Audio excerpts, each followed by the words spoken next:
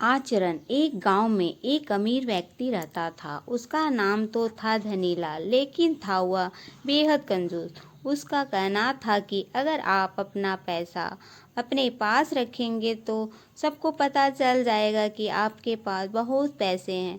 फिर चोर डाकू आपके पीछे पड़ जाएंगे और सारा पैसा लूट कर ले जाएंगे। इसलिए वह अपना सारा पैसा छिपा कर रखता था और खुद एक बहुत गरीब व्यक्ति के समान रहता था। पेबंद लगे कपड़े, घिसे हुए जूते, रूखा सूखा खाना, यह सब देखकर लोग उसे भिखारी समझते थे।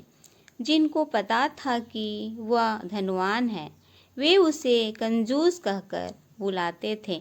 एक दिन धनीलाल को अपनी संपत्ति को चोरों से बचाने का एक बहुत बढ़िया उपाय समझ में आया। उसने सारे पैसों से बहुत सा सोना खरीद लिया और फिर सोने को पिघलाकर उसका एक बड़ा सा गोला बना लिया। उसने गांव के बाहर जाकर एक पुराने कुएं के पास एक गड्ढा खोदा और सोने का वह गोला उसमें डालकर गड्ढा बंद कर दिया। वह अब निश्चिंत था। अपनी तसल्ली के लिए वह रोज रात को आकर गड्ढे में देख लेता था कि उसका सोना वहाँ है या नहीं। उसे विश्वास था कि कोई भी चोर इस जगह के बारे में नहीं जान पाएगा, लेकिन ऐसा नहीं हुआ। धीरे धीरे पूरे हर गांव में यह चर्चा होने लगी कि धनीलाल रात में गांव के बाहर जाकर कुछ करता है। एक रात जब उसने गड्ढा खोद कर देखा तो सोना वहां से गायब था।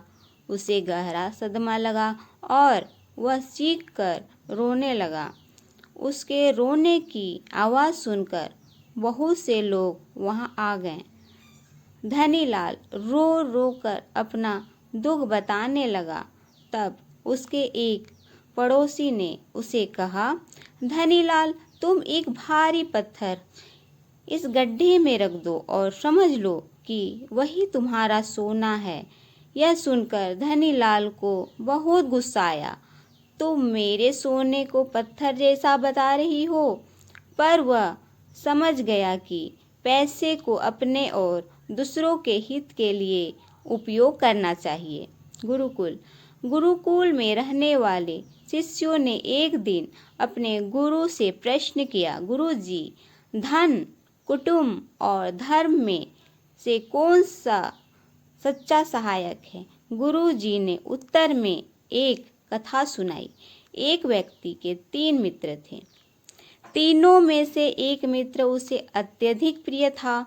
वह प्रतिदिन उससे मिलता और जहाँ जाना होता तो वह उसी के साथ जाता। दूसरे मित्र से उस व्यक्ति की मध्य मित्रता थी। उससे वह 2-4 दिन में मिलता था। तीसरा मित्र से वह 2 माह में एक बार ही मिलता और कभी किसी काम में उससे साथ नहीं रखता था। एक बार अपने व्यापार के सिलसिले में उस व्यक्ति को कोई गलती हो गई, जिसके लिए उसे राजा के दरबार में बुलाया गया।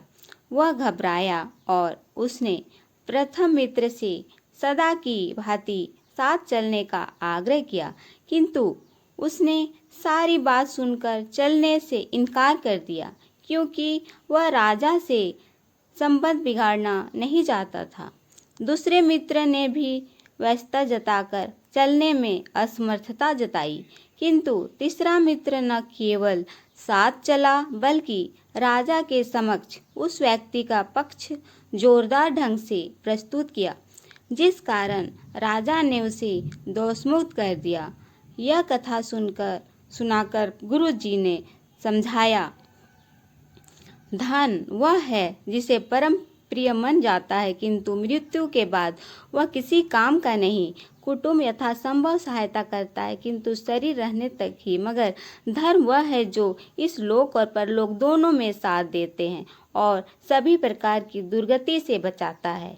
सार यह है कि मनुष्य को अपनी वाणी और आचरण दोनों से धर्म का पालन करना चाहिए। यही सुख शांति का अस्थायी आधार है।